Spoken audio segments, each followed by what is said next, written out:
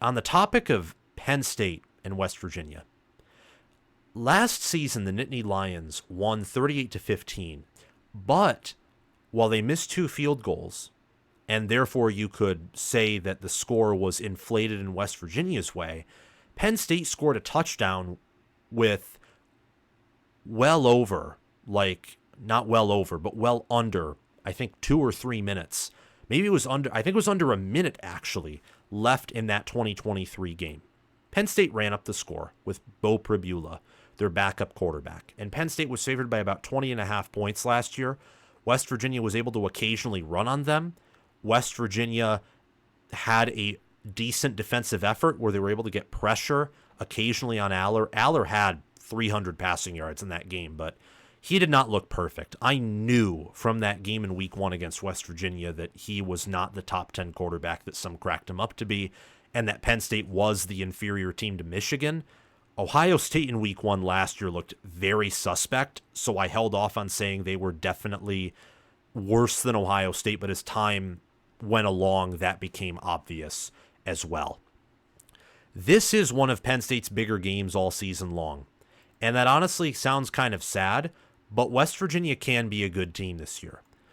But Penn State doesn't play Michigan. They only play Ohio State as a preseason top 10 team. West Virginia's unranked to begin in the polls and in my power ratings and most power ratings. And some West Virginia fans, many, say that that's undeserved. And I get that. They went 9-4 last year. They have a great offensive line. Their defense was respectable, especially, I would say, got to think of how to say this. It sounds weird because their running defense wasn't elite. It wasn't even good. But I would say there were secondary pieces, some defensive line pieces, like Fatorma Mulbaugh, I hope I said that name properly, at defensive tackle, and Trey Lathan at linebacker, Aubrey Burks at safety, who I think is one of the best safeties in the country. Garnett Hollis Jr. transfers in, I believe, from Northwestern. Aiden Garnes is there at corner as well. West Virginia also has some respectable special teams and an offensive line that with Wyatt Millum will have one of the more physical trenches and one of the more scrappy offensive lines nationally, particularly at pass protection. And with Garrett Green at quarterback, who's an established runner, and a quarterback who's a questionable passer, but not a terrible passer. It's not like Graham Mertz at Wisconsin. The offense can do some impressive things, and they can put together slow, frustrating drives that you struggle to stop, and they can march on forward. Plus, West Virginia gets home field advantage, and they've been preparing for this game for a while. Players have even been getting at each other on Twitter and on social media. But what I want to say here, with Penn State laying 8.5, is I honestly want to say I don't know why Penn State's laying 8.5. And that may be a got you moment for some who are picking West Virginia to cover, because Penn State is superior at basically every position. You look at quarterback. Well, Drew Aller last year threw for 2,631 yards, completed 59.9% of his passes, 25 touchdowns, 2 picks, 6.8 yards per pass attempt. Not great numbers, but look at Garrett Green. Garrett Green passed for 2,406 yards, completed 52.9% of his throws, threw for 8.7 yards per completion. West Virginia did have a better downfield passing attack than Penn State, but that's actually not saying much because Penn State never passed the ball downfield because they couldn't. And Green also threw 16 touchdowns and 4 interceptions. So these quarterbacks are actually, in terms of passing, closer than some might believe. I think Aller is better, though, at passing the ball, especially with that extra 7% of completed passes. Aller also threw for more than 100 times more than Garrett Green did, around 120 more times. So Garrett Green is more likely to be spoon-fed throws and still not complete at the same rate and be as consistent as Drew Aller is. And he also turns over the football a little more, but he's not bad with turnovers either. I mean, 4 interceptions is nothing to be ashamed of. Green's biggest problem is completing passes, his accuracy. It's actually the same problem that Aller faces. I just think that Aller is slightly better due to the numbers. If you care more about running, which I personally am biased toward quarterbacks who can scramble, Garrett Green had 772 rushing yards, 13 rushing touchdowns, 6.4 yards per carry. He nearly had more rushing touchdowns than passing touchdowns. Aller, by comparison, only had 210 rushing yards and 4 rushing touchdowns. He got sacked 16 times. Green got sacked only 10 times. I mean, he also had less dropbacks, but both offensive lines last year were pretty good. Both should be pretty good this season. But I wanted to profile the quarterbacks before getting into the offense because the quarterbacks are close. I think running back is close. Tight end is close. Offense overall is close. And I'd actually give the slight edge to West Virginia at receiver. I think giving them the edge at tackle with Wyatt Millum is pretty obvious. But I just think Penn State is slightly better on an average basis at most positions on the offensive side of the ball. They could be better at wide receiver, much better if Caden Saunders, Harrison Wallace III, and Julian Fleming all pan out. They could be much better than West Virginia at wide receiver. They could be much better at quarterback. I mean, West Virginia could also be better at quarterback depending on how Garrett Green improves. But Andy Kotelnicki comes in, led a Kansas offense to be top 25 in multiple categories, and now he has more talent. And I would say every position, like raw talent potential outside of wide receiver, than he did at Kansas. And with Katron Allen and Nicholas Singleton, who combined for over 1,600 yards last year, averaged close to 5 yards per carry and had 14 rushing touchdowns, you compare that to Jaheim White and C.J. Donaldson, who averaged over 5 yards per carry on the ground and had 15 rushing touchdowns and also had around 1,600 rushing yards. So the top two running backs, West Virginia statistically slightly outdoes Penn State. But while statistics are important, you have to adjust for some things. You have to adjust for the fact that West Virginia last year played the 61st strength of schedule. Penn State played the 26th strength of schedule. Penn State played Iowa, Michigan, Ohio State, who were, along with Penn State, the top 4 defenses in America last year. West Virginia, the best defense they played all season long was Penn State. They were able to run for just under 4 yards per carry on them, which is impressive because the Mountaineers averaged 5.3 yards per carry the whole season and were great on the ground. They were great. But I think that offensively, Penn State has slight edges at multiple different positions, even tight end, where West Virginia has Cole Taylor, who had 444 receiving yards and 4 receiving touchdowns. With Penn State, enter in Tyler Warren, who had 422 receiving yards and 7 receiving touchdowns, and he's backed up by Khalil Dinkins, who had 57 receiving yards and a touchdown. And there are many talented players, like Andrew Rappelia, in that tight end room, who were highly recruited out of high school. West Virginia at tight end backing up Cole Taylor. I don't exactly know, I confess, who backs him up, but Cole Taylor's healthy, and Penn State is rare in playing 2 tight end sets. I don't know if West Virginia does much of that, but they have a great tight end in Cole Taylor. Wide receivers, there's a lot to be desired of. Penn State, I think, is stronger at guard and center, returning Olaya Vega, Ione, J.B. Nelson, Nick Dawkins, who played a considerable amount of snaps for being a backup center last year. And West Virginia, again with Wyatt Millum, I think is better at tackle. Defensively is where I think there's a big separation here. I think Penn State's better everywhere except corner, and corner would be close. Penn State could, with A.J. Harris and also with Cam Miller, have the better cornerback room. But I think that with Garnett Hollis Jr. and Aiden Garnes, that West Virginia will upgrade at corner and consequentially have a good secondary along with Aubrey Burks at safety. But my problem with the Mountaineers is their defensive line and really their overall trench play in comparison to Penn State's. Penn State last year had the number one rushing defense in America. Now, I think it was overinflated by the fact they had the number 1 pass rush and sacks count against opponent rushing yards, which I think is just a horrific calculation because it doesn't factor in how the ground game does. Like sacks are more, if sacks should count against any yardage directly, it should be passing yards. It should not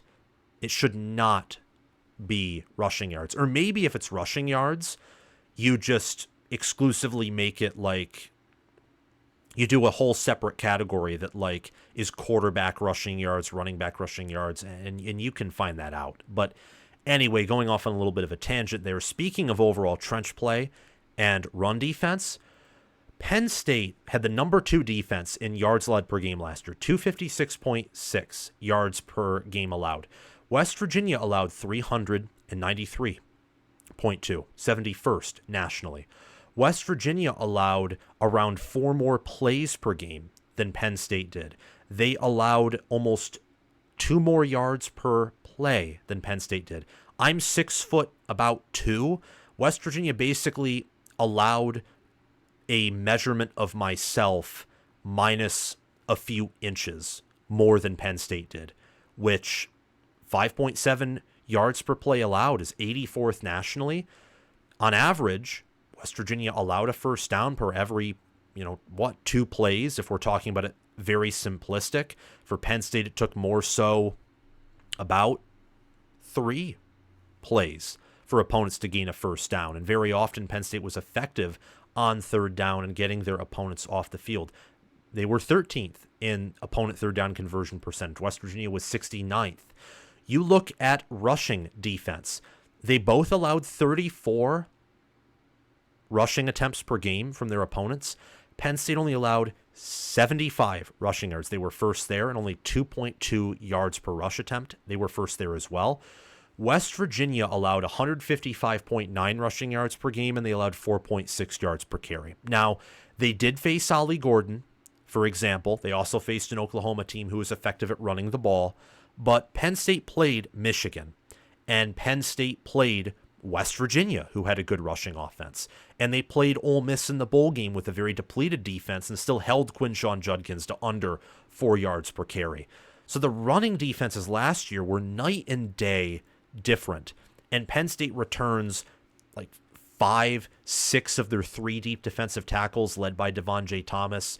Abdul Carter and Donnie Dennis Sutton will make up defensive end, and Tony Roas and Kobe King were starting linebackers last year.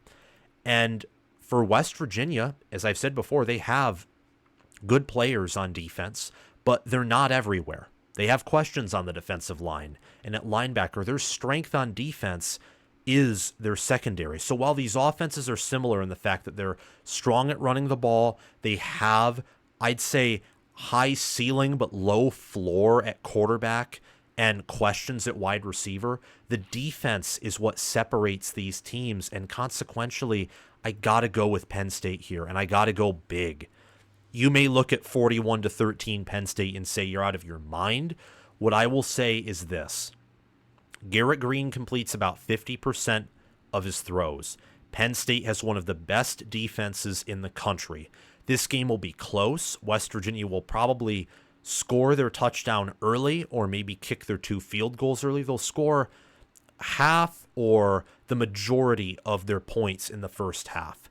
But in the third quarter, more so the fourth, I think you'll see Penn State pull away and pull away rather rapidly. And that rushing attack of Penn State with Andy Kotelnicki getting his receivers and backs in space. Kotelnicki also did wonders, not just with the skill players at Kansas, but with the offensive line as well.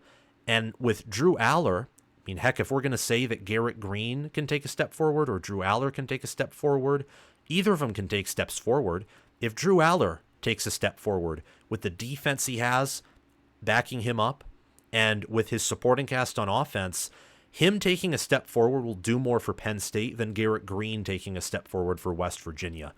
And I said earlier, if Penn State's offense even improves by a modicum with what they have on defense and some of the questions that West Virginia has, this game could get ugly. Again, it was 38-15 last year, and I'm having it basically be the same game as last year, where it's competitive early, West Virginia will test Penn State, but Penn State will be a step ahead and they'll pull away. But because of their more explosive and consistent offense, they will therefore, I think, put up more points and win 41-13, covering the 8.5-point spread.